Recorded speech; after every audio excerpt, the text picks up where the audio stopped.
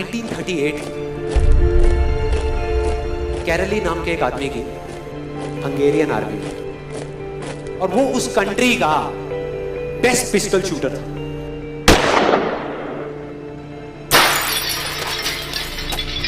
जितनी भी national championships हुई थी उस कंट्री में, उसको वो जीत चुका था।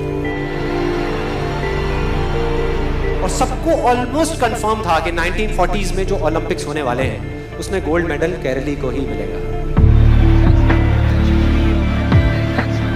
और उसने सालों से ट्रेनिंग करी थी।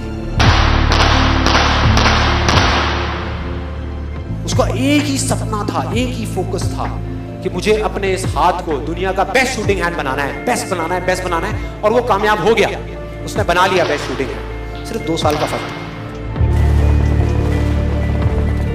1938 में एक आर्मी का ट्रेनिंग कैंप चल रहा था।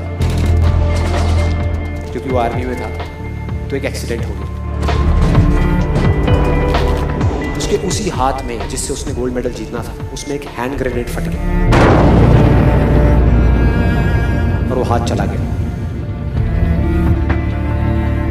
जो उसका सपना था, जो फोकस था, सब खत्म।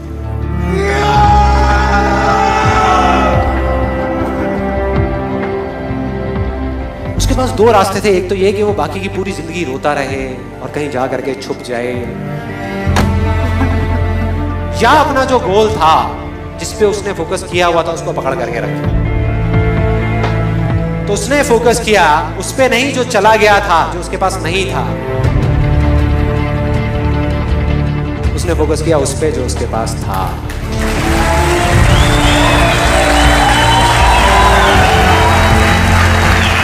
जो उसके पास था, और क्या था उसके पास में?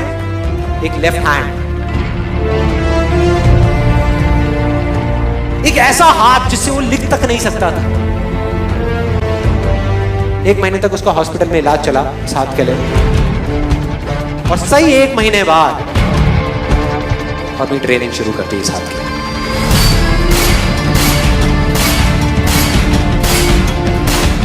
ट्रेनिंग के 1 साल बाद, मतलब कि 1939 में वो वापस आया। नेशनल चैंपियनशिप्स हो रही थी वहीं पे हंगरी में, और बाकी भी बहुत सारे पिस्टल शूटर्स थे वहां पर। उन्होंने जा करके उसको कंग्रेचुलेट किया।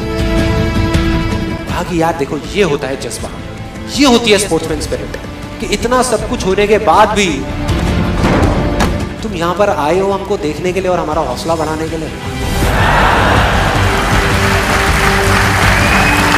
किसी को नहीं पता था कि वो 1 साल से अपनी ट्रेनिंग कर रहा था लेफ्ट हैंड की, और उसने जवाब दिया, मैं यहां पर तुम्हारा हौसला बढ़ाने नहीं आया, तुम्हारे साथ कॉम्पीट करने आया हूं, तुमसे लड़ने आया हूं, तैयार हो जाओ।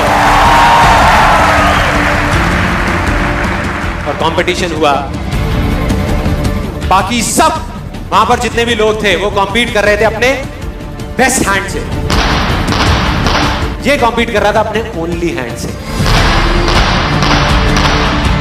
ओनली हैंड से। कौन जीता? The man with the only hand, केरली जीत गया। लेकिन वो यहां नहीं रुका। उसका गोल क्लियर था कि मुझे इस हाथ को इस कंट्री का नहीं, इस पूरी दुनिया का बेस्ट शूटिंग हैंड बनाना है। उसने अपना सारा फोकस उठा करके डाला 1940 पे, जब ओलंपिक्स होने वाले थे। लेकिन 1940s के ओलंपिक्स कैंसिल हो गए वर्ल्ड वॉर की वजह से।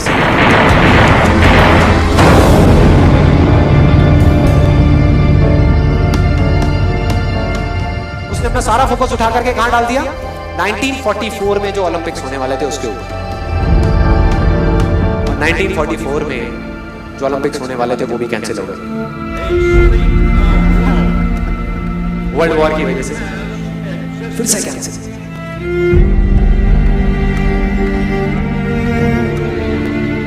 उसने अपना सारा फोकस उठा करके डाल दिया 1948 के ओलंपिक्स में। 1938 में उसकी एज थी 28 साल, 1948 में उसकी एज हो चुकी थी 38 इयर्स।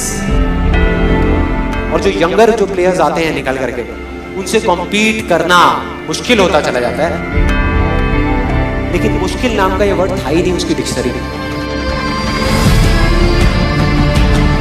वो गया, पूरे वर्ल्ड के बेस्ट शूटर्स आए हुए थे जो अपने बेस्ट हैंड से कॉम्पीट कर रहे थे, और ये अपने ओनली हैंड से कॉम्पीट कर रहा था। और कौन जीता? The man with the only hand.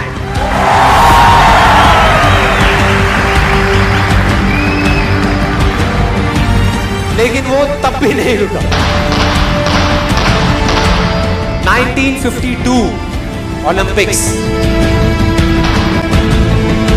दोबारा कॉम्पीट किया उसने, और इस बार गोल्ड मेडल कौन जीता? गैरल ली।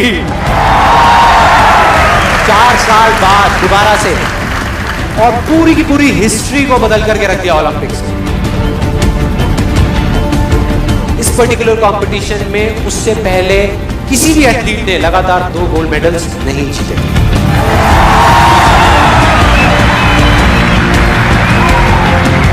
अब किसी भी लूजर के पास चले जाओ, उसके पास लिस्ट होगी बहानों की कि मैं इस वजह से फेल हुआ अपनी लाइफ में, इस वजह से मैं कुछ नहीं कर पाया। बहुत लंबी लिस्ट है। और दूसरी तरफ विनर के पास चले जाओ, उसके पास में 1000 वजह होगी वो ना करने की जो वो करना चाहता है, सिर्फ एक वजह होगी वो करने की जो वो करना चाहता है, और वो कर जाएगा।